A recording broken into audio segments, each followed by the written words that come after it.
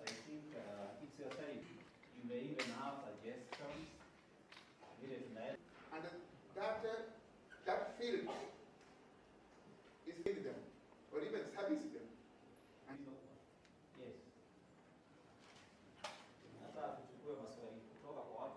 We have taken them through the details of what the forum or the objective of this proposal, what we expect it to achieve, and even the benefits of this levy that we are talking about on the imports of the products that we have the competitive advantage in producing them locally.